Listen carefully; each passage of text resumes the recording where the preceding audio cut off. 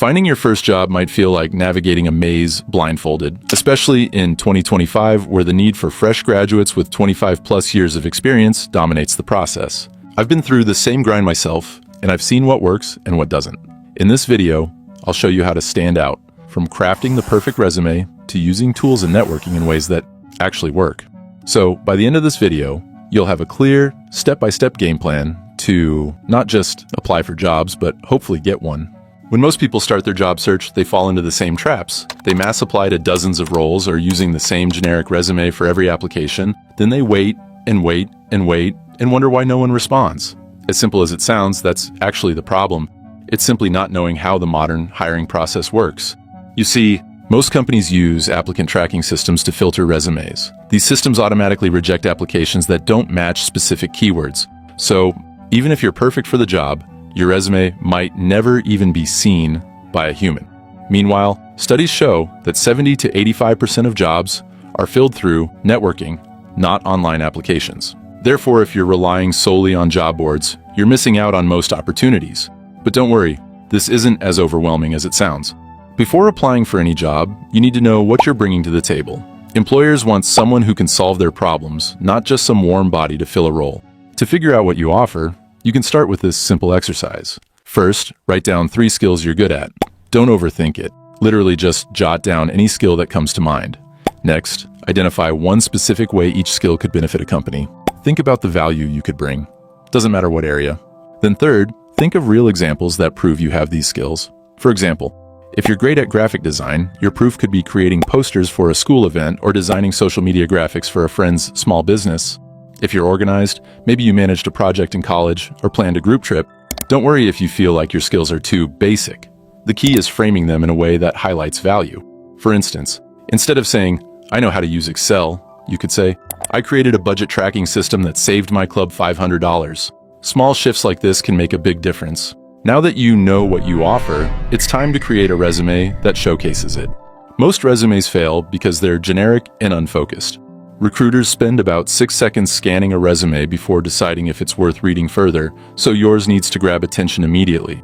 Here's how you can do it. Number 1, use keywords. Start by analyzing the job description. If it mentions skills like data analysis or customer service, make sure those words appear in your resume. Number 2, highlight achievements, not tasks. Don't just list responsibilities like handled customer inquiries. Instead, write, resolved 50+ customer inquiries daily, improving satisfaction rates by 15%. Number 3, keep it clean. Avoid flashy designs or fonts. Applicant tracking systems or ATS often can't read them. Stick to a simple format that's easy for both humans and bots to read. On the other hand, your resume should be tailored to each job. Yes, it takes more effort, but it dramatically increases your chances of getting noticed. Tools like Canva and Ziti offer ATS-friendly templates that can save you time. Now that you have a solid resume, it's time to make sure it gets seen. And networking is how you make that happen. Networking is one of the most effective ways to land a job, and it doesn't have to be as intimidating as it sounds. It's simply building genuine connections with people who can offer insights or refer you to opportunities in the future. That's where the real gold mine is.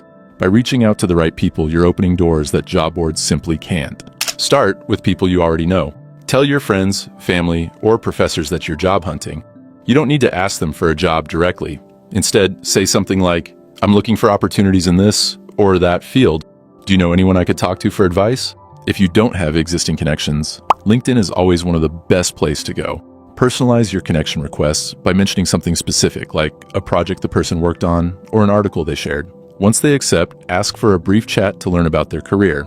These conversations often lead to referrals or valuable insights. Social media and even AI are no longer just options in your job hunt.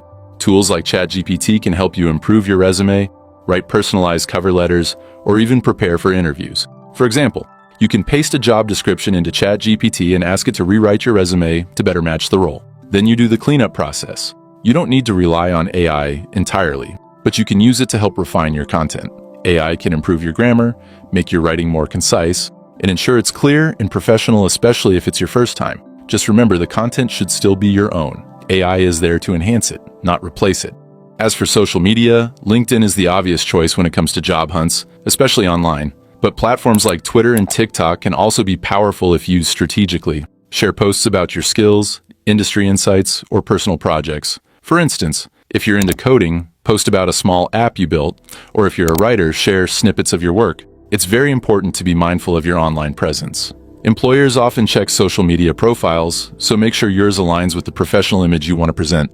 And I'm sure I don't need to remind you of your digital footprints, right? Right? Once you've landed an interview, the real work begins. Remember, the goal is not just to prove you're qualified. It's to show you're a great fit for the team. Here's a simple framework to prepare. Research the company.